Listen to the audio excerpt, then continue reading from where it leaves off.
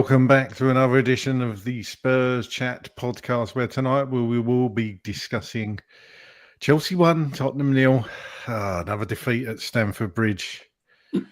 Are we ever going to win there again? Look, we're live on YouTube, Twitch, X, and Facebook, and all major audio platforms. I can't even speak. 1-0 Chelsea. I've got three very special guests to help me dissect this game. We've got Ricky J. Norwood back with us. Rick, how are you? Oh, mate, I'm tired. I'm drained. I'm exhausted. It's always an pretty impossible task for us to beat Chelsea at their house on a good day, but like it's just a massive kick in the gut, shall I say, tonight. And it's not a good one. The energy ain't good. The flow ain't good. There's a lot wrong tonight, but I'm happy to see you beautiful gentlemen on tonight. And I'm happy to be speaking to all the Tottenham fans around the world that tune in and support us, win, lose or draw. This is one of those tough losses, and hopefully we can just lay it all out on this podcast tonight and get somewhere that feels okay. But I'm not hopeful. I think this club's even broken, Ricky. I think I'm trying, man. Yeah. And all the way from the Czech Republic, we got Steve Smyrk with us. Steve, how are you? Yeah. Hi, everyone. Everyone around the world as well. I'm not sure I'll be able to inject any positivity after that game, but it is what it is. I think when I was just listening to Barnaby just now, it actually reminded me of when we actually scored, that he said he didn't celebrate, before it was disallowed, and neither did I. It's just something weird going on at the moment. We're all a bit drained from the poor results and the situation generally. I mean, I thought tonight they were there for the taking. Chelsea, really, we should have got minimum a draw out of that. We just weren't firing in so many parts of the team, as we all saw. So I suppose we'll dive into that a bit later. So yeah. Over to the next one. Absolutely. And last but not least, we got Si the Fox back with us. How are you, Si? Life is good. Tottenham isn't. Okay. Last time I was on, I got told off because I had demonic pictures behind me, which was me doing a stage set. Tonight, I put a brick wall so that I can do this. That's me banging my head against the brick wall because it's the same old shit served up yet again. Yeah. And, I just think we get what we deserve at Stamford, the Southwest London cheaters lair every time we go in there. And again, tonight, we got what we deserve, nothing. And we had, a big game, no big performances. Vicario probably aside. I predicted we'd lose 4-2, so 1-0. Is that better? No. The goal came from us pissing around at the back, wasting our time. So I'm angry. So if people thought my picture was up and it was demonic last time, wait till you get a load of me tonight, because I'm going to be pretty demonic about this Spurs crap that is served up week after week after week. Yeah. Yeah, there's never a dull moment. I loved meeting you the other week and the family. That was the highlight of a trip up there. So I really enjoyed that. Yeah, it was good to meet you too. So good to meet you. Well, Rick, let's start with you then. Overall thoughts on the game and how you're feeling at the moment, if you can even convey that in words. Well, you know me, bro. I'm not short on words, Craig. So I will give it a go, my friend. Firstly, I'd say I've just heard as well on Barnaby's stream about this cupping towards the fans. Now, I turned the game off as soon as that final whistle went. I turned the game off, so I haven't seen it as yet. If we do get the footage from Chris, then maybe I can see it and maybe we can react to it. But for those that are speaking about it right now, what I would say is I haven't seen it as yet, so I can't really comment on it right now. But if we get the footage, then maybe we can go through it. So I'll start with that because I know the fans are going to be speaking about that tonight. But for me, look, against Chelsea, you know, it under any manager in some of our best teams, we've still come up short with all of the best game plans in the world, with, you know, some of the best players in the world, Harry at his peak. You know, we've been there many a time and not come out with a victory. There's been many a time that we've kicked ourselves in the backside and not come out with a victory. There's been many a time that we've lost our heads at Stamford Bridge and given the victory to them. There's been times when we're 2-0 up. There's been times when we should have been 4-0 up, and then we go down to 9 men. You know, this one fixture does have a massive hoodoo hex. There is something on this, because it really doesn't matter what happens with Tottenham. It is kind of almost nailed on, guaranteed that we're going to lose this game, and I don't know why. Like some of the boys were saying there, you know, I felt that they were there for the taking if we came to play, if we came and put our best foot forward. For me, the first half was very nervous. Everybody was shaky. You know, the defense was a bit all over the place. The midfield was a bit all over the place. We couldn't get the ball up to our forwards. You know, the first 50 seconds, it was almost a goal for Chelsea. And then one of the best chances of the half was when we broke on them and Sonny done a step over. And instead of shooting, I felt that he should have passed, because I can't remember who was in space, but someone was in space and there was a shot there. But apart from that, it was total dominance by Chelsea in that first half. And then when it came down to the fight at the end of the first half and the little scuffle that went on, and I know we'll break it down, but for me, I was like, you know what? Perfect. Absolutely perfect. This is exactly what we needed, because there was this back and forth and we was letting Chelsea play and we was giving them space and they were dictating. And, you know, a lot of our young players were getting bodied and buoyed off of the ball. You know, Bergvall, Odegaard was getting pushed off of the ball many a time. So even when we did try and string a couple of passes together, it was not too long before they either got intercepted or we done a trick, a step over, or some type of skill that ricocheted it back into Chelsea's path, and then they broke on us again. There was nothing that we could do right in that first half. But when we had that scuffle, I thought, okay, cool. Perfect timing is half-time right now. If they've not got the fire in their belly to go out there and to shut Chelsea up and to shut their mouths in their own stadium and to get this pressure off of their back that has been on them, you know, since day one, there's been this, and it's only growing. You know, it has to be now. It has to be in this second half. You have to go out there, and it was good having Romero be aggressive at times, because we've missed that as well. And yes, it was a bit rash at times, but we needed something like that. We needed to kick off a little bit. And then when we came out in that second half, in the first 10 minutes, then they end up scoring. You're like, oh, okay, cool.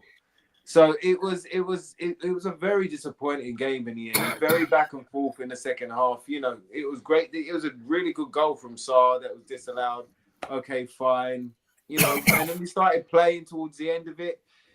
But it was too little, too late. You know, that's where the experience of Chelsea and their time wasting and knowing how to keep the ball and doing what they do and, you know, getting the ref on side, that's where that comes into play. And really and truly, we don't need to be hiding behind any refs. I don't think we should be hiding behind any VAR decisions, because tonight we didn't show up and play our football. Tonight we didn't go out there and give them something to worry about. We were blunt. You know, we were blunt. And it was a gutting performance, because we've got a lot of our players back. They've had extended rest, you know. They didn't play on the weekend. They've had extended rest. You would really hope and pray. All right, maybe not get the result, but the performance and the will and the desire and the fight to go for it. I don't know what happened tonight, and it looks like it capitulated at the end. It looks like it just all exploded. It just exploded, and I don't know what happened with this whole situation, but it sounds like it's gone absolutely mental. What happened was, if nobody's seen, I'm sure a lot of you have seen the footage, but obviously Ange was booed when he made the substitution, took Bergvall off. I think that's what the crowd were more annoyed with. And then obviously within 5 minutes, I think Sarr scored that goal and Ange went to the crowd. He went like that. because they were singing to him, "You don't know what you're doing," before that. Okay. So that's what he did. But he's saying in his interview that he was just doing that after he'd scored because he wanted to hear the crowd singing and be happy. So, yeah, make of that what you will. What did you make of that whole thing, Steve? Yeah, it's a bit bizarre, isn't it? He seems to be digging his own grave, doing stuff like that. It's he should be above that. He's the manager. You know, it's the sort of thing that, I don't know, fans would do, not the manager.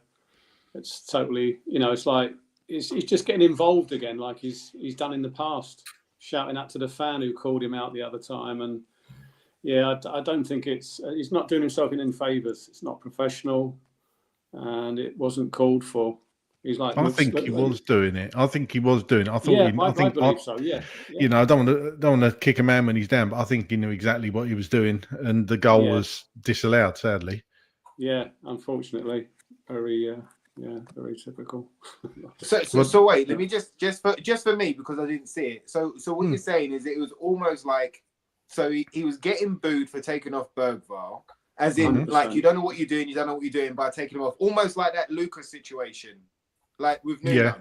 Yeah, is that what it was like? Okay, cool. Yeah. And then when Sarr scored, which was the substitution, he's almost gone. Is that what you're saying? Like, it's almost read like, I do know what I'm doing. Look, he's just gone on and scored. Exactly. That's how I saw it. That's how I saw it. But you know, everybody will have their own opinion. But I think you'll have to watch it, Rick. But as soon as you see it, I think, you know, make your own mind up on it, obviously. But that's what it looked like to me. But Steve, overall, what are your thoughts on tonight's performance? On the game, if we can call it that. Yeah. Blimey. I mean, it was pretty much diabolical performances from everyone. Bergvall didn't play too badly. You know, he's trying to make things happen. When he got down the right side and whipped a cross in, which no one else seemed to be doing. But there was a lot of misplaced passes. You know, I thought Udogie had a very bad game. There were so many people had bad games, losing the ball. With regards to the goal, Vic made a very good save earlier on in the first half. Brilliant save. But I do feel that how can a guy who's about 5'7" score a header from inside the 6-yard box and he's not coming to claim it? I mean, Udogie was at fault as well. If you watch it, Udogie's sort of tracking Fernandez. I think it's Fernandez, isn't it? Enzo Fernandez. He's tracking him, but then he just lets him get like half a yard in front of him and score. And then he holds his hands up, Udogie. But so between Udogie and Vic, you know, one of them should have, you know, he should have got goal side of him, or Vic should have come for the ball.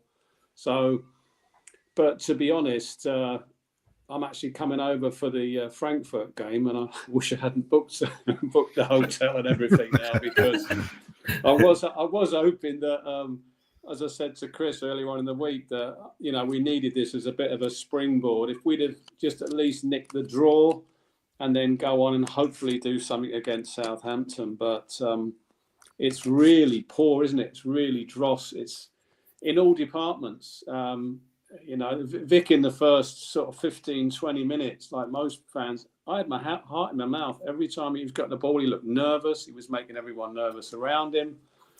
We never really got going, apart from earlier on, like when, like Ricky said, that chance that we had in the very first few minutes when Sonny got a break, should have done a lot more of it. It just kind of petered out, and that was pretty much the story of any kind of chances we made. Yeah, well, I'm trying to think of. I mean, that was a ridiculous decision towards the end. Okay, it had just been a corner, but where Porro got booked, I mean, I think it came off their player twice, not once. It came off the part of his leg and the bottom of his leg, and we still didn't get a corner. But it was, you know, I thought Chelsea did get the rub of the green with the ref most of the time. With regards to the goal, yeah, he obviously he took his leg out, and I didn't expect it to be given. I thought it would get ruled out. Sarr's goal, but it just seems so disjointed, and you know, there's no coordination. There's still no leaders on the pitch, because, like I said, Vicario looked nervous as anything. Sorry. Romero, God, couple of his long passes were just so poor, you know, just to nobody. And Maddison, well, I'm sorry. I mean, he just wasn't doing anything. He had a couple of chances to set stuff up. He didn't do anything. He goes missing for me far too often. He's someone else we're carrying. Poor old Solanke didn't get any service. Van der Ven, I suppose he didn't have much of a chance to go on one of his runs, really. We didn't really use him at any time during the game, which is a bit disappointing. I was surprised they brought Johnson on. He didn't do anything, apart from losing the ball a couple of times. The cross he whipped in, fine. I just think he overhit it, but let's be fair, he wasn't on the pitch very long. It was his first cross, and Sonny it's all about timing, very unlucky. And we could have nicked the draw, and we would probably be having a little bit of a different conversation.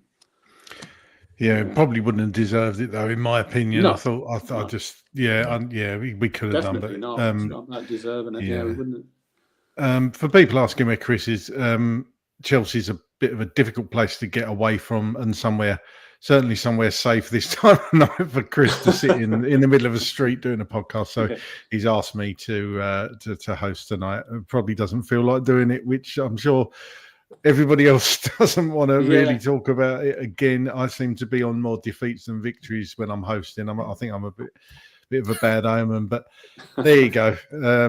Si, you're never backwards in coming forwards. What are your thoughts on that? Look at the performance tonight. Out-muscled, out-fought, timid and uninspired. We apparently had the dynamic duo back at centre-half, and they get caught out by a long ball over the top within 50 seconds. What the hell's that? And we got caught out by a long ball over the top time and time again. It's just pathetic. And, it is a missed opportunity because Chelsea aren't a good team. And, we go back to Solanke. All that bloke does, all he's done for the last few months, as I can see, is he just runs doggies backwards and forwards around. Didn't he have the least touches of any player on the pitch tonight? We just don't make him any chances. It is awful. Mm-hmm. And then I saw Ange's Sky interview where he said he saw good things and whatever. I must be in a parallel universe because all I saw was a load of headless crap. We were frantic in the first 15 minutes. Vicario was like a keeper playing his first game who put the jitters into the back line. And it just all started from there. And can you just put all of you, put your finger in the air if you've seen that first half an hour from Spurs before this season? That pathetic, timid, back foot crap. It is crap. Absolute rubbish. And for Ange to, try and convince us that it was a tight game and we could have nicked it, but it would have been daylight bloody robbery as far as I'm concerned, because we didn't deserve it. We got what we deserved from that game. Absolutely nothing. Mm-hmm. And you look at your big players, your Romeros and your Bentancurs and your Sons supposed to be driving the team on, and Maddison because they're leaders. Those were the four most anonymous bloody players on the pitch. The four most anonymous. Mm-hmm. What the hell is going on? And to call them a leadership group, well, I laugh. Because when I think of old leaders, I think of Stevie Perryman, Graham Roberts, Richard Goff. Go wherever you want. Toby Alderweireld, Jan Vertonghen, Moussa Dembele. Those boys are leaders. But the people that we've got out there are imposters. Yeah. Absolute imposters. And I've pretty much been Ange in all the way. Well, if he can't inspire them after the crap that we've been through, and at Chelsea, and having had 2 weeks with, or 3 weeks with most of them, and 1 week with the internationals, well, it's just not on. It's insulting to Spurs fans. Yeah, totally insulting. And then we'll all turn up Sunday and, I am going on the march against Levy because I think that fish rot from the head first, and I am going to do it. And I am going to be wearing a yellow shirt in the stadium, and I will be brandishing my Change for Tottenham flag not too far away from where Daniel Levy sits. Because fish rot from the head first. And this is a fuck up, excuse my language, from head to toe, and it's been going downhill for the last 5 years since a certain Argentinian left us. Well, no, let's rephrase that even. Since a certain Argentinian who got us to the second positions in the league, had got us to a Champions League final and wasn't backed, was kicked out of the club because some prick of a chairman wouldn't back him with the players he needed to make the painful changes at the times they needed making. Mm-hmm. There you go. That's what I think. So it's like people said I was a demon last time. This is me being demonic. Spurs is shit. End of. Not going anywhere else with it. And thank you everyone for tuning in. That's the end of the podcast. I don't think we need to talk about much else. Yeah, but summed it up. What else can you say though? No, absolutely. It's years of failure under this board and ownership, I'm afraid. Yeah. Let's get on to the game. Let's get on to the lineups. And Ange Postecoglou made 5 changes from the team that started at Fulham in our last match on 16th of March. Seems ages ago, doesn't it? Meki van der Ven returned to the team to partner Christian Romero at centre half, while in midfield Lucas Bergvall and James Maddison came in for Archie Gray and Yves Bissouma. In attack, Captain Heung-min Son and Wilson Odobert start with Brennan Johnson and Matthias Tell named on the bench. Our full lineup as follows: Vicario, Spence, Romero, Van der Ven, Udogie, Bergvall, Bentancur, Maddison, Odobert, Solanke and Son. Substitutes: Kinski, Pedro Porro, Davies, Gray, Sarr, Bissouma, Moore, Johnson and Tell.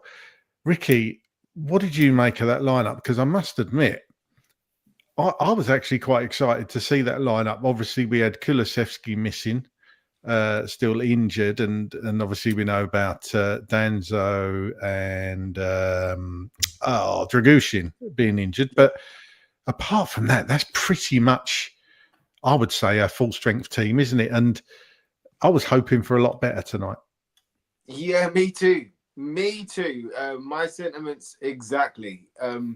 It was good to see Spence starting again, as in his role as well, alongside Udogie. I thought, it is since Udogie's come back from injury, we haven't really seen the best of him as yet. He hasn't really got up to speed as yet.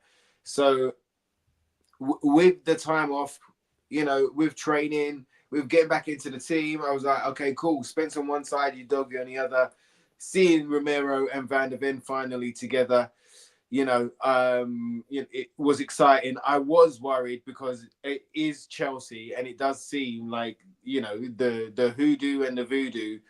It's normally cast against Romero and Van der Ven against Chelsea. So I was a little bit apprehensive, but I was happy that they were super excited that they were starting.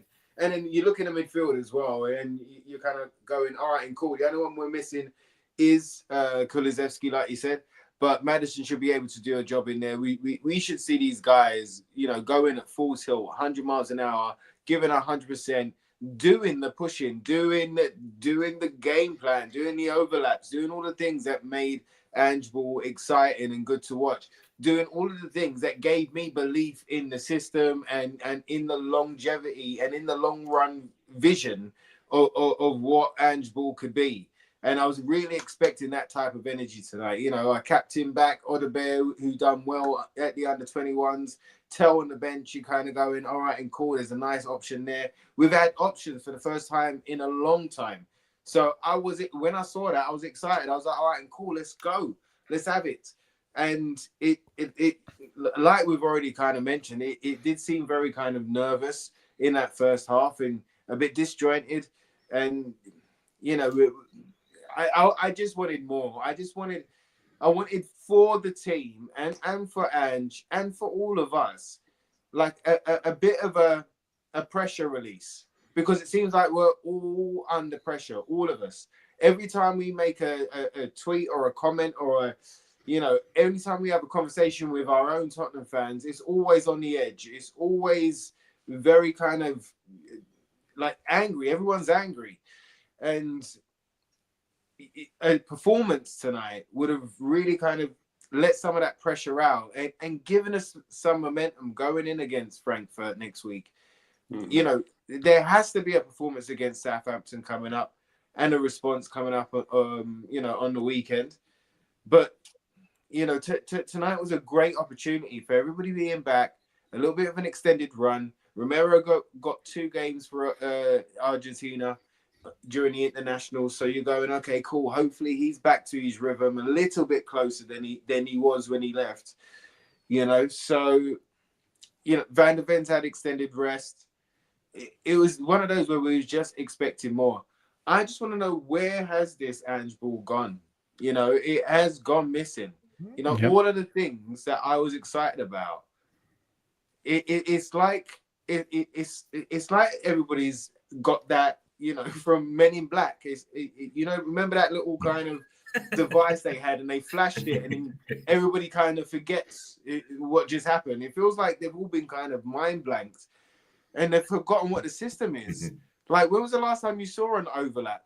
Do you know? When was the last time you saw us, you know, play 3 quick passes, bam, bam, bam, and then we're in?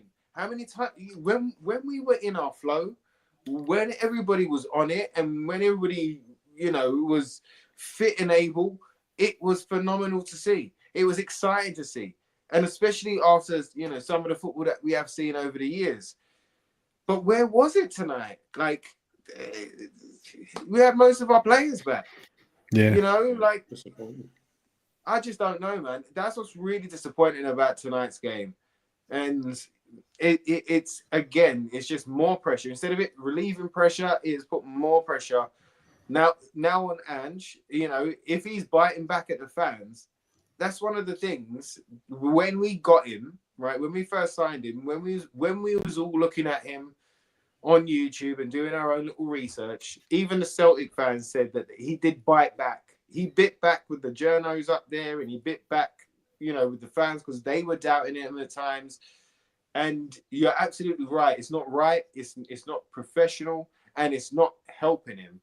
But it's part of his character that says, like, it's not like he doesn't care. I don't think he's down to tools as such.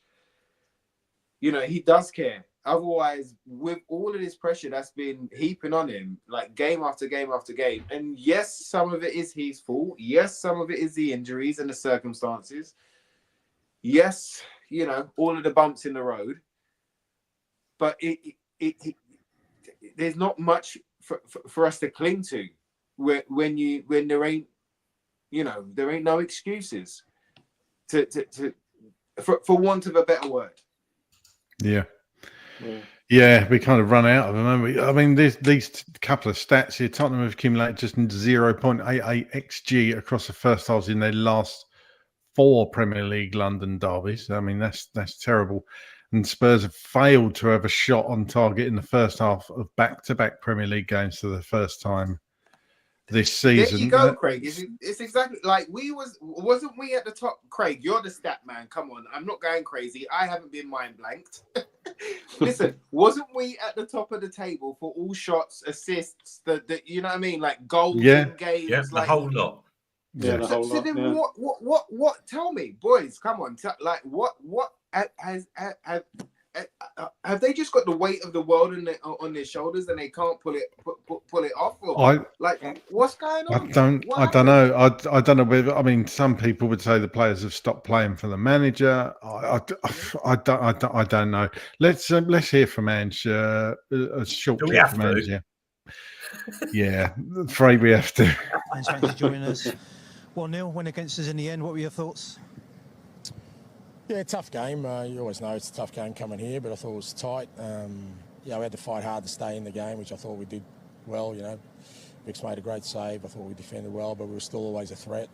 Conceded a really poor goal, which was disappointing. And you know, it's what's costing us at the moment. But I thought our response after that was excellent. We scored a good equaliser, and then we had a couple of really good chances to get something out of the game, but ultimately fell short. Just those moments, isn't it? And just say perhaps goal that wasn't, and then Sonny right at the end. We were just waiting for the net to bulge. Yeah. So, like I said, I think there were some positive signs in terms of, we know it's a tough place to come to, but I thought there were some positive signs there. Like I said, disappointed with the goal we conceded, but I thought the response after that was good. Tough trot at the moment, as you know. Southampton on Sunday. Look, can we turn this around, Ange? Do the players believe in it? There's no doubt about that. I mean, I don't think it's through a lack of effort the players even today. I think they fought hard, and yeah, we've got an opportunity Sunday to improve our results. Just before we come to you, Steve, let's hear from Vicaria. Vic, thanks for joining us. Tough night. Let's see by the look on your face. Tell us what people are saying in the dressing room. Yeah, it's another result, to be fair. We are very disappointed for what happened tonight. The result, we conceded early in the second half, and then I think we missed a little bit of energy, to try to really believe to win this game. But it's football, and now the only luck we have is that we can play again on Sunday. We recover from today. We will analyze back this game, and we have another chance on Sunday. Is belief a bit of an issue at the moment? No, it's not belief. It's that when you get knocked, maybe you don't have the capacity to maybe overcome the issues that are on the pitch, and you feel everything is much harder than what it is. And yeah, of course, it's a disappointing result tonight, and we are very sorry for the people that come, for our people that they come here to support us. They've been amazing, but we didn't get back what we wanted before the game. There wasn't much in it, Vic. What was the difference? Just that they scored and we didn't score. Maybe they had more belief, more this sense to can hurt us. Really believing in what they were playing tonight. Nothing crazy, but they were committed and very direct in what they wanted to do, and maybe we lacked a bit in this kind of belief, and yeah, we lost this game. Thanks for joining us, mate. Interesting, Steve. What did you make of the comments by Ange Postecoglou? I know the club interviews are a bit softer than he gets from Sky or TNT, but does he look like a man who's just at the end of his tether and his time is up? Yeah, he does. He doesn't look like he actually believes in what he's saying. I don't know. Someone mentioned earlier on what positives he's took from that game. He's saying there were some positives. He was saying, we gave away either a soft goal. Sorry, we gave away a silly goal, which we do from time to time, and that cost us. Well, that wasn't the only thing that cost us. We couldn't bloody apart from the goal that was disallowed, we couldn't put the ball in the net ourselves. We weren't a threat at all going forward, or hardly at all. From the very beginning. So I don't think his comments. It's just. I think he's lost. I think he has lost the dressing room, to be honest. As far as Vic comments goes, I know he's Italian. He speaks reasonably good English, but coming from one of the supposed leaders of the group to say that Chelsea had more belief and more fight is really disappointing to hear, because he should be one of the people motivating the players. He's supposed to be one of the more vocal people in the changing room. So why isn't he? Why isn't it happening? Why do they believe in themselves more than we do? It seems to be filtering through, and all these rumours about Romero wants to go. Sonny's getting on a bit, and I don't think Maddison does any good at all, to be honest. He doesn't turn up again, and he's one of the leaders in the groups, like someone was saying earlier on. So disappointing, obviously. That's just it, though, isn't it? Maddison, for me, should be taking games by the scruff of the neck. If he wants to get back in the England squad, there's some good players in the England squad, by the way, that played in his position. He needs to. In fact, let's come to you on this side. You mentioned Maddison. Yeah. What are your overall opinions on Maddison? And would you even take a fee for him if somebody come in for him in the summer? Yeah, I want him gone. He's a show pony. Pony. When it suits him, he plays, and when he doesn't, it doesn't. I've been saying all along. I want the three midfielders gone. I want Basuma out. I want Bentancur out, and I want Maddison gone. They are not good enough. They're simply not good enough, And I go looking at the lineup tonight, and Chelsea are going to play a 4-2-3-1. Okay, and if I was, I'm not Ange Postecoglou, and I keep getting told because I've never managed, I don't know this and I don't know that. Caicedo and Fernandez are snarling bitches who get in your face, have a go, etc. Do you know what I would have done if I was Ange tonight? I would have said to Archie Gray and Lucas Bergvall, you go man to man with them and you give them as much shit as they give you. For starters, let's have a bit of fight out there. And do you know why I'd get Bergvall and Gray to do it? Because they're the only two that are brave enough to have a go. The only two that are brave enough. And that says everything about your Bentancurs, your Basumas, your Madisons and the rest of it. They have not got the minerals for a fight. Absolutely no way have they. They're just not, they're not at it. And to be fair to Romero, even though he was a pansy with that fracas just before half time, he at least gives you a bit of snarl at the back. I'll give him that. But you need, and I've said this for ages, you need bastards throughout a team. Well, we've got pussies. I'm really sorry. We have pussies through the core of our team. And like I said, if you'd have faced up Caicedo and Fernandez tonight with Bergvall and Gray, you would have got a different result. And then put who you like as the third midfielder. If it was me, I would have played Sarr because, like I said, I am anti-Bentancur, I am anti-Basuma, and I am anti-Madison. They've had their chance. You're not good enough. Do us a favour on your bike. Mm-hmm. On your bike. And the people say, I've heard people slagging off Cardoso who's coming in.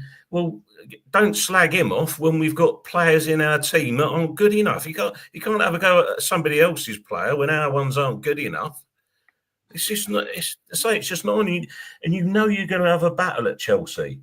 And the pussies that we put out there, Madison, Son's a pussy. He's not up for a battle at the bridge. No fucking way. And sorry for swearing. If you go back to when we beat them with Ali in the team and the year we had the Battle of the Bridge when they delighted in denying us the title, those Spurs teams that went there with belief, went there with the minerals to go toe to toe with them and have a go.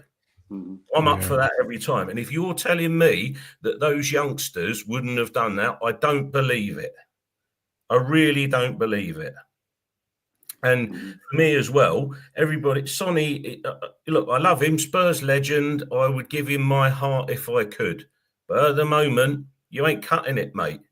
And if you're telling me that Mikey Moore would have been less effective than Son tonight, I don't believe you. I truly don't believe you. Because what has Mikey Moore got that Lucas Bergvall's got and Archie Gray's got? They're fearless. They're brave. They'll have a go. They'll try something. Yeah. He's funny, and he's so funny that Mikey Moore's not even getting a look in at the moment. I don't quite understand that. Whether something's happened, I don't understand why. Because he's been very good when he's come on for us. Yeah. Can I just say one thing? Go back to Vicario and what they say after the game. I've heard over the last 2 months, Son, Madison, and all this in the press or in interviews, they're all, we got to fight, we got to do this, that, and the other. When are you actually going to do it on the pitch? When are you actually going to make your actions match your words? Because if any of us come on here and say, you've turned on Daniel Levy, which I have for the reasons that we've been in the stadium 5 years and I was promised something else and I was patient for 5 years. I carry the courage of my convictions. I am going on that march on Sunday and I am getting in there because I'm brave enough to do it. And I'm brave enough to go in the stadium and wear me yellow and to have me change for Tottenham flag out there. I don't give a shit. I'm brave enough. Archie Gray's brave enough. Lucas Bergvall's brave enough. Mikey Moore would be brave enough. The rest of them, they're hiding. James Madison, show pony wimp. Show pony wimp. It will be interesting to see how many people are on that march with you, Si. We're not going to dwell on the moments of the half. I'll go through a few of them because there's obviously so much we could discuss on Spurs at the moment. The first minute, though, I've written here, I almost surprised myself. Van de Ven hits the post. Sadly, it was our own post. That wouldn't have been an ideal start, obviously. I did think at that point that it was going to go downhill very fast, but we got lucky. 7 minutes, Gusto hits the side netting, and I wrote down here Chelsea are well on top, and Vicario looked very shaky, which we've covered. And obviously redeemed himself for a very good save at the end of the first half. 29th minute, Jackson fired over. 37th minute, good cross from Son, but comes to nothing. And then 45th minute was that sensational save by Vicario from Sancho. Rick, just come to you. I know we've discussed this a little bit, but Vicario and the defence tonight as a unit. But how do you think they played tonight? Any outstanding performances by any of them? I thought Spence was okay, but I think there were moments. Yeah, like you say, I think Spence was okay. Spence was doing what Spence was doing, which was not being afraid to ask for the ball, not being afraid to move the ball, not being afraid to try and make something happen. That's why I think we're all kind of excited about Spence. But Spence has a lot of growing to do as well. There's room for improvement for him too, because in the last couple of games, what was it? The Sessegnon goal against Fulham, he switched off at one point, and the Kirkes cross for Bournemouth, and I can't remember who scored that one, but Spence turned off at that point too, and I didn't spot that. I was speaking to my friend Darren Hart, and he showed me that, and I was just like, wow. And then I saw it against Fulham as well, and I was like, oh, okay, cool. So there's loads of exciting things with Spence, and I'm not saying he done that tonight, but there's a way to go for him, and I'm just happy that he's getting the games and keeping it moving, and he's been tried in his preferred position. I felt that he handled Sancho pretty well. I felt that he wasn't afraid to go up against Sancho. He wasn't afraid of Sancho's dribble or jinks or shots. He blocked the majority of them. There was kind of a lot of blocking and a lot of kind of last ditch defending going on in that first half. Like I say, like you doggy, we haven't seen the best of him. And the thing is that this is what I think is missing as well throughout of it. It's the movement. We've missed the movement. Like when Romero picks up the ball, he normally has 2 or 3 options. He can go right back, he can go into the central midfielder, or he's looking at a winger that's open on either wing for a long ball. So he's always got those 3 options. But when we haven't been giving him those 3 options, we end up running around the opposition player and then hiding behind one of them. And then I'm like, what's going on here? And I think that's going on throughout the team. So like I say, I was excited to see that back 4. But they just seemed very, very nervous. They kept feeding off each other's nervous energy. Vicario was nervous, and Scatty, and you know what? Ever since Vicario's came back, I feel that he's looked stronger and stronger and stronger. Like his claim of crosses has been stronger. He's been up for the fight. I know that he's missed playing for us and contributing, so you can see him coming back with that fight. And I think that he does have a strong mentality. But there were so many things. There was, times when he should have caught it that he punched it, and times that it could have been a safer save, but it's then passed around the post for a corner or stuff like that, and so that transferred nervous energy to the back too as well. And I think that the fact that Van de Ven and Romero wasn't in sync as yet, and look, it's the first game together in a very long time. But they do know each other. Do you know what I mean? And they do know this system. So I was hoping for more, but they were a bit off it as well. So yeah, it's just like, it's tough. Tough. Oh, nice one, Paul. Yeah, thanks for that. Yeah. Big up, we Paul. do try. Steve, 50th minute, Enzo Fernandez scores a header. As I said, probably one of the smallest people on the pitch. What did you make of this? Obviously, Cole Palmer, class act, but you can see from that image on screen the goal scorer is essentially free, isn't he, in the middle there? So, what did you make of this poor defending by Spurs? I think. Yeah, I mean, I put it down to Udogie because he gets closer to him, but he never gets in front of him, and he doesn't jump with him at all. He just lets him go. There he is, standing about half a yard behind him. And look at where he's heading the ball. Like I said before, he's well inside the 6-yard box, and Vicario stayed on his line. You know, should he have come out there and punched that? Yeah, do you think? I think he should definitely have come for it. What he did with it is another matter. I can either punch it or catch it. Unfortunately, he didn't. You know, like I said, he's a diminutive player, and he's not even come out to try and catch it. So you can either blame Udogie for not picking him up, at least getting a challenge in, getting goals side of him, or Vic for not coming out for it. I mean, definitely. I mean, look at the ball there. Why has Vic stayed on his line? I really don't understand that. Yeah, you know? I think Udogie in his defence, obviously you got Neto at the back post there as well, so he's probably marking too.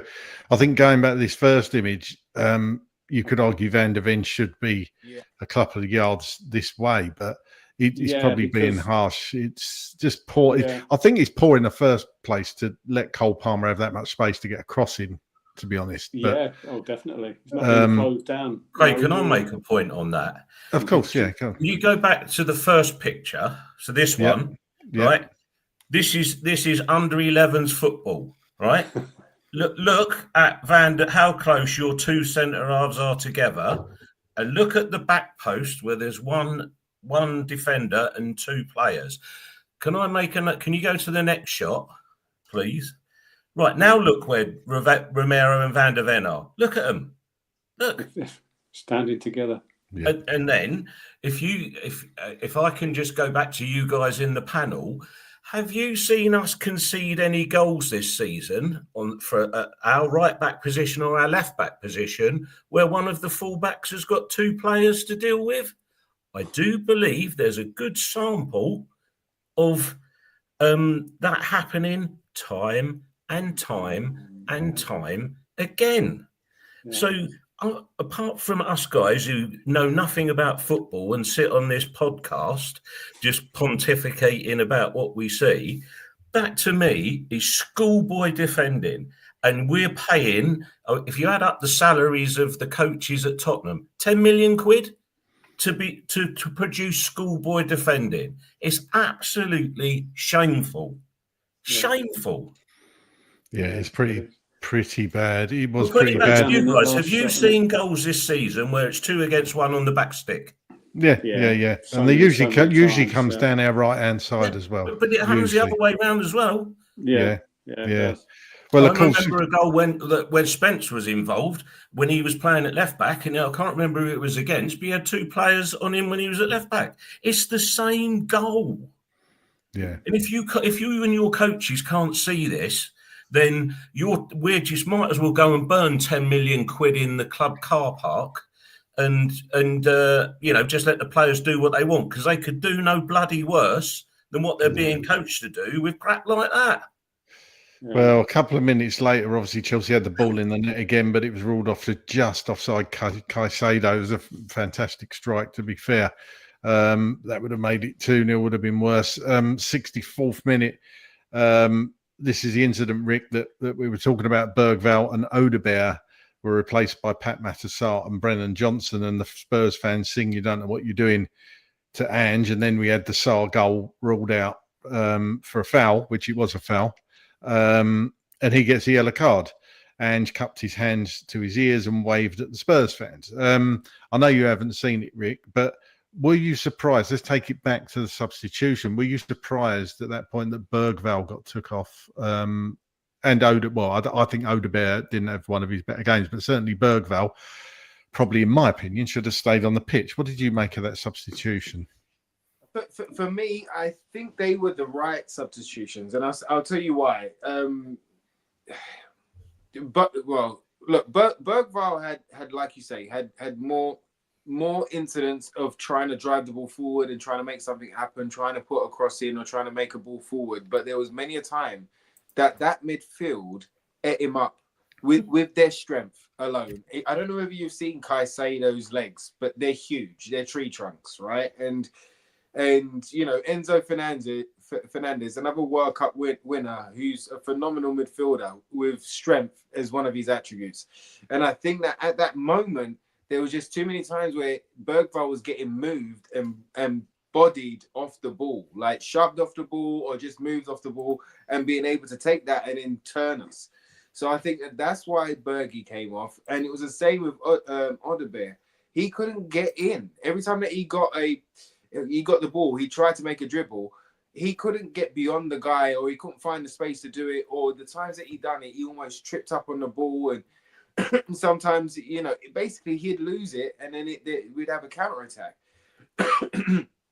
I do think that it's really good that he continues to try. Do you know what I mean? Even when something doesn't come off, he continues to try and take on his man, and he continues to try and dribble around and find his feet and find a cross, or try and find something to make something happen. I do think he's an exciting player that wants to make things happen, but still very young and still finding his feet. And yes, to be fair to him, you know, has come back off of injury as well. I felt that the minutes that he got, and I don't think he got a 90 minutes playing for the under-21s, but I think he came off the bench. I know he came off the bench once. I don't know whether it was twice. But he got some minutes out for under-21s duty as well. So, you know, like he does look like an exciting player, but he again, for me, it was strength. Whether it was Cucurella or Colwell, they could just move him off the ball really easy. And it was the same with Bergvall. So I felt taking him off made sense in that sense.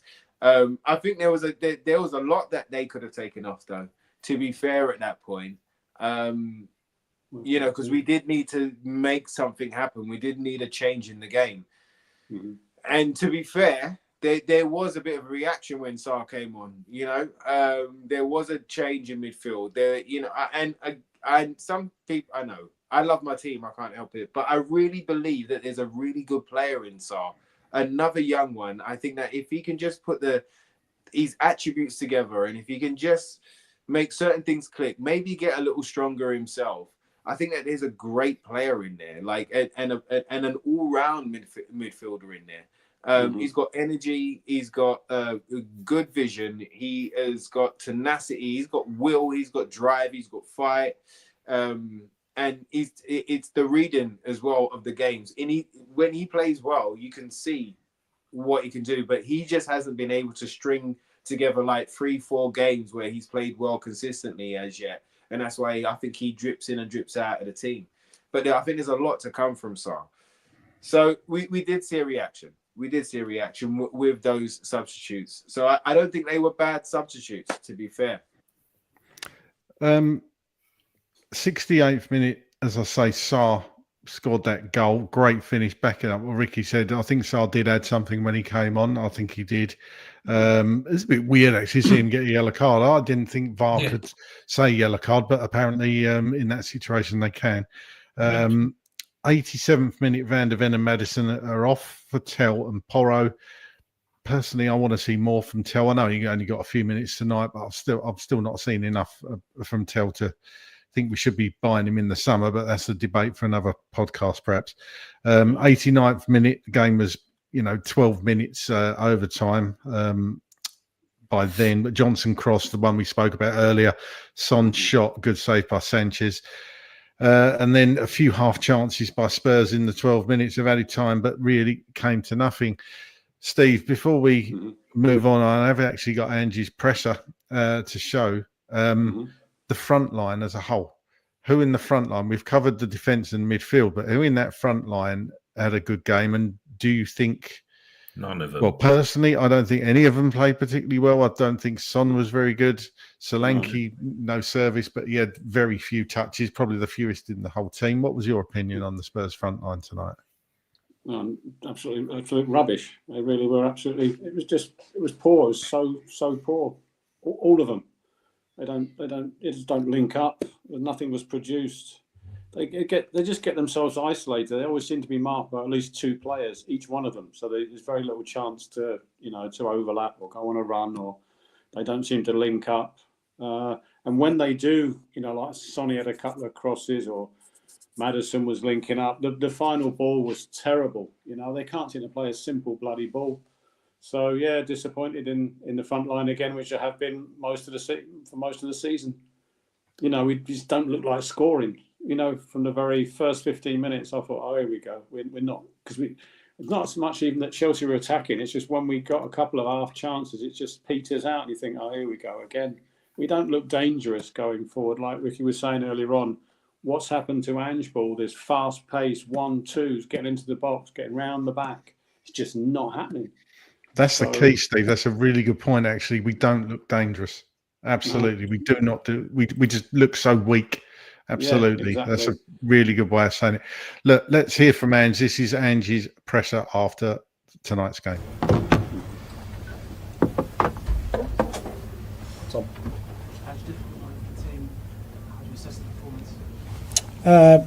Yeah, tough game. Always is when you come here, obviously. It was tight. We had to fight hard to stay in it, which I think we did, fairly well. Obviously, Vic's pulled off a big save, and we had to defend pretty strongly at times. Always a threat going the other way. Maybe should have been a little bit more clinical in that front third, but I thought we were in the game, and then we just conceded a really poor goal, which we've been doing too often. That's costing us, and that's really disappointing. But I thought our response from that was really good, positive. We obviously, we did equalise, and then obviously that got ruled out, and then we had a couple of big chances towards the end. So, yeah, really disappointed to not get something out of the game. I was going to ask you about a specific incident where the fans seemed to taunt you when you made a substitution, and then when Kapsar looks like he scored the goal, you then look like you sort of cut your ear towards the fans, as if to say, what's happened just now, they just scored.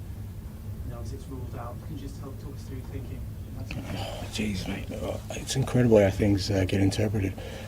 We just scored. I just wanted to hear them cheer because we've been through a tough time, and I thought it was a cracking goal, and I wanted them to get really excited because I felt at that point we could potentially go on and win the game. I just felt momentum was on our way. It doesn't bother me that it's not the first time they've booed my substitutions or my decisions. That's fine. They're allowed to do that, but we just scored a goal. We just scored an equaliser. I was just hoping that we could get some excitement. People want to read into that somehow I'm trying to make a point about something. I said I felt, we've been through a tough time, but I just felt there was a bit of a momentum shift there, and if they can get really behind the lads, I thought we had the momentum to finish on top of them.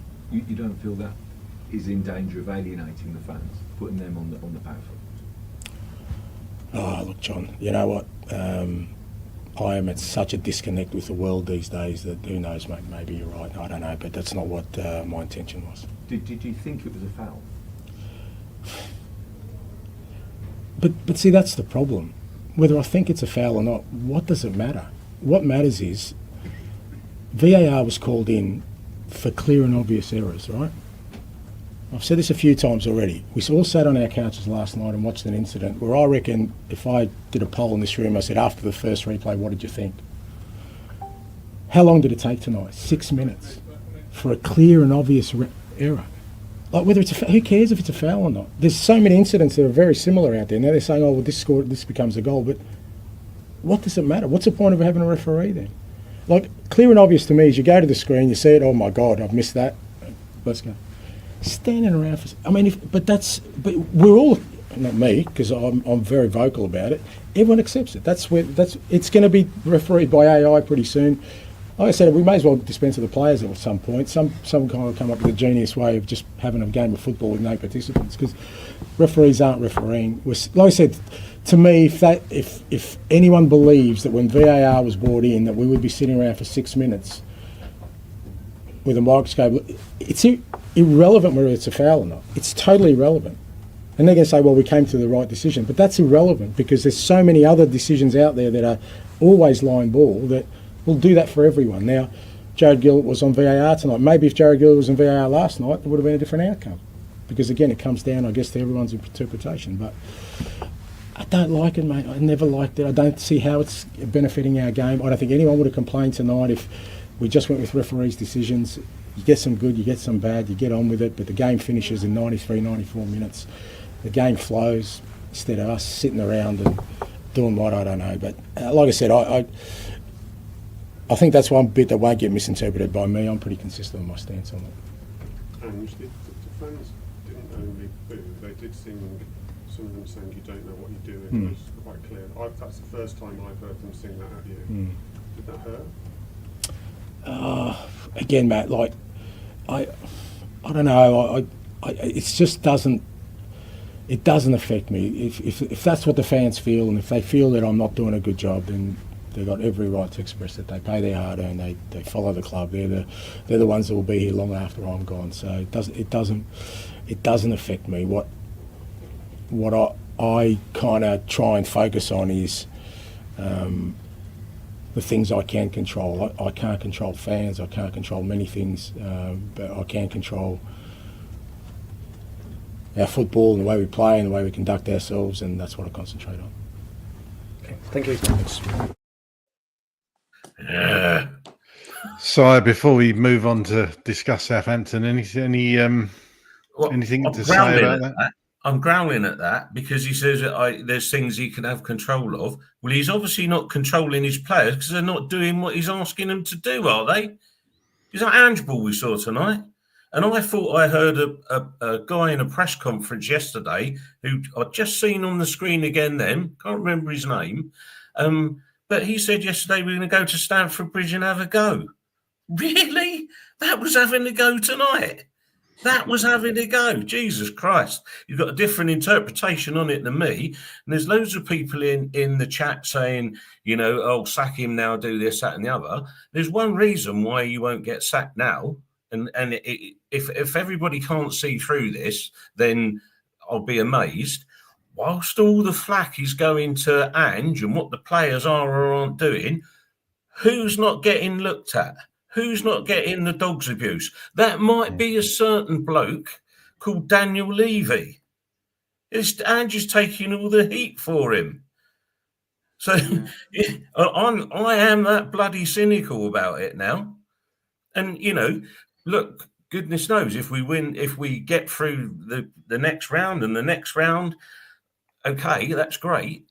But it's bloody suitable and convenient for Levy to have somebody else who's causing all this disruption in the fan base so people don't look at him. I am that cynical now. I'm sorry, I just am. I think as well, it's the first time ever in the week I heard Simon Jordan almost not stand up for Daniel Levy. He was almost saying he's not got much more rope.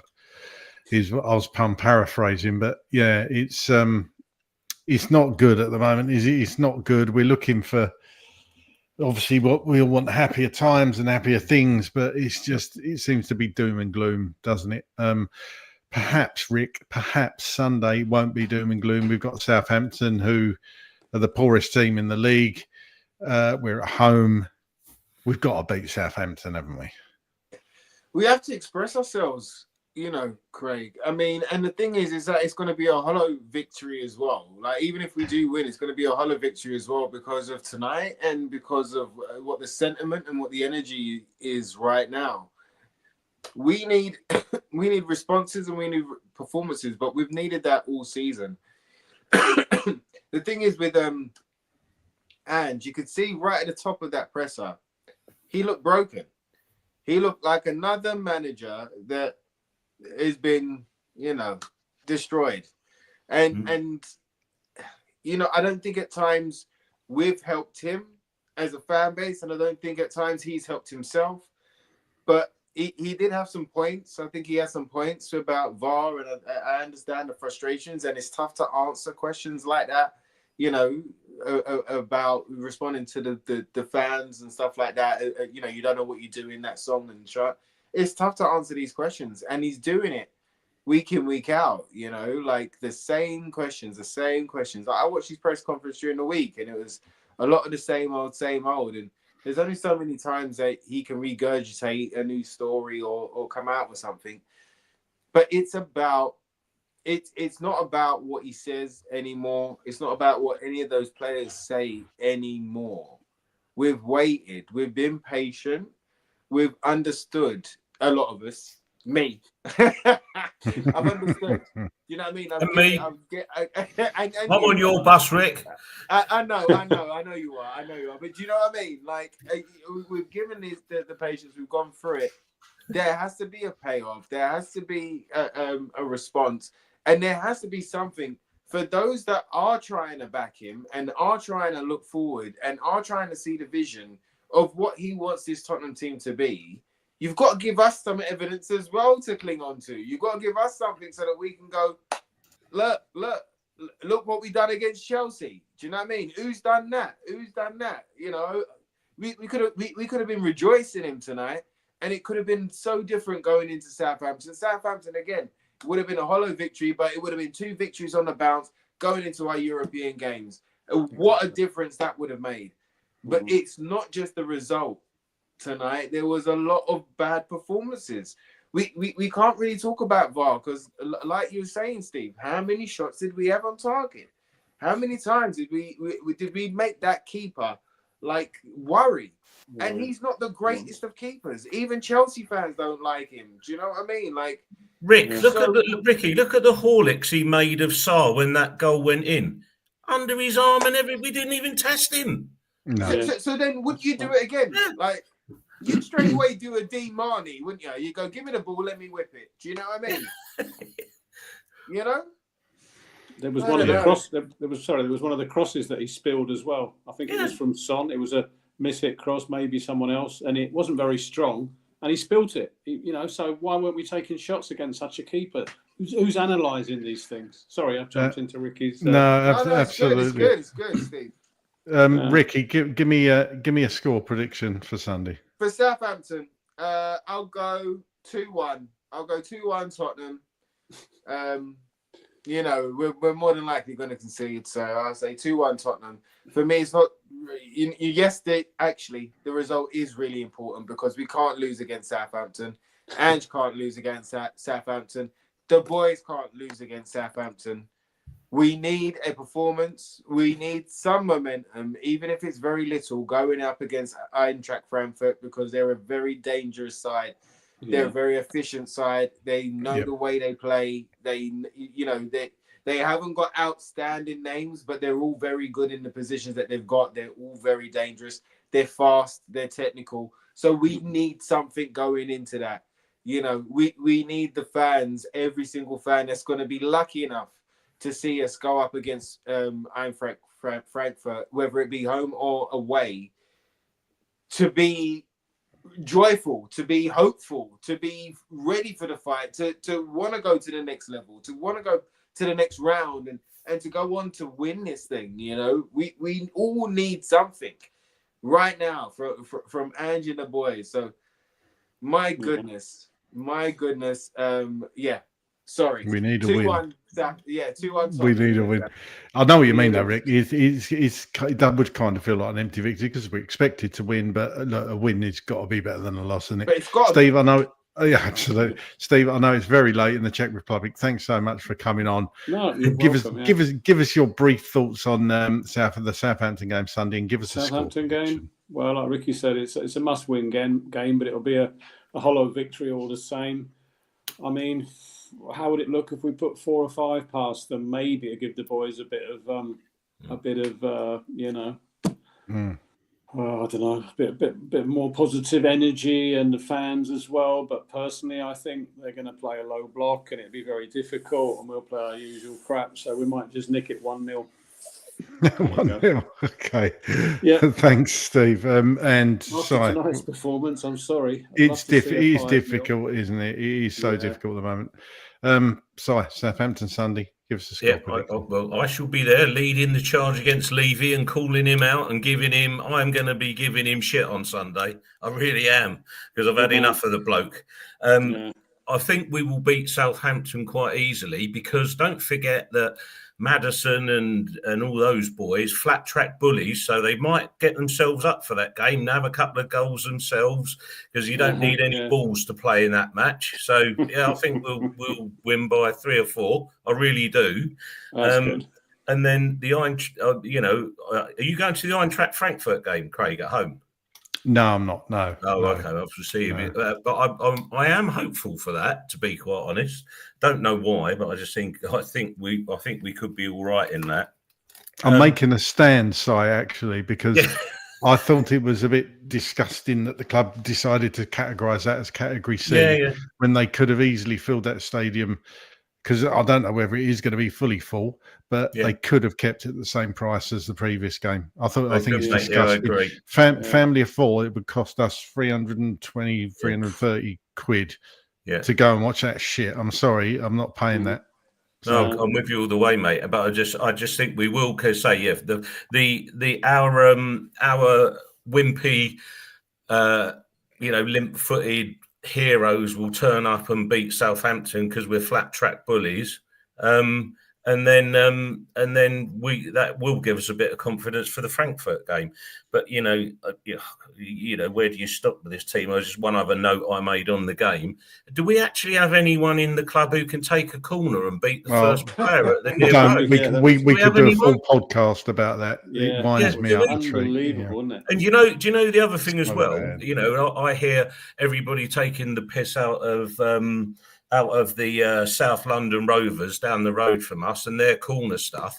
But, in tight games, like when they played Spurs and it's not quite going their way, they managed to nick a goal from a corner. Imagine if we've nicked a goal from a corner tonight or in any of the other games we've lost by 1 goal. We are fucking pathetic that nobody can put a cross into the box. It's like, there we go. It's like having Ericsson back, isn't it? Don't even get. Anyway, I could do a full podcast on that. No, I know, mate. Thanks so much. Tottenham win, and we're going for it. Tottenham won, we go right, and we'll go through the semi-finals. And Levy's having it. Levy's having it Sunday, and Levy's getting it Sunday. Oh yeah, he's having it big time from me. Not that he'll care. So thanks for coming on the podcast. Where can people find you? Can people find you on social media anywhere if they want to? So if you want to find me on, you can find me on XCC2020 That's tied up with my business stuff where I rant about Spurs like this, and I rant about the government, and I rant about all the things that wind me up in the world because I'm at that grumpy old bastard stage in life where everything just pisses me off. And again, if you want to have a laugh, go and see some of the pictures I put up for whenever Keir Starmer's face comes up. I'm sure you'd find it amusing. And Steve, where can people find you? Just on Facebook and places like that. I don't really use social media that much. It can be toxic. Yeah, I don't blame you. I don't blame you. And finally, Rick. What you've been up to lately, and where can people find you? I think they know where they can find you, don't they? You know where you can find Superstar Ricky Norwood. If it's about Tottenham and stuff, at Ricky J Norwood on Twitter, on X, formerly known as Twitter. But yeah, bro, been keeping super busy. I've actually enjoyed the break from Tottenham. I had to step away. There's been a lot of it's just been a lot. You know what I mean? So yeah, been focusing on a lot of good projects and getting some things moving and shaking. So, fingers crossed it all kicks off and goes in the right direction. But as always, win, lose or draw, it's always great to be on with yourself, Craig. It's great to be on with you, Steve-O, and Si. Nice to see you guys as well. It's been one of those, but at least we got through it together. Do you know what I mean? Yeah. Absolutely. Well, look, 1,757 of you lovely people watching us. And we're now in Friday, I think. Well, we are. I know we are. My eyes telling me we are. So we'll leave it there. Hopefully Spurs can bounce back with a victory over Southampton on Sunday. Things are going to get better. Things are going to get better. I'll see you on the next one. Come on, you Spurs. Come on, you.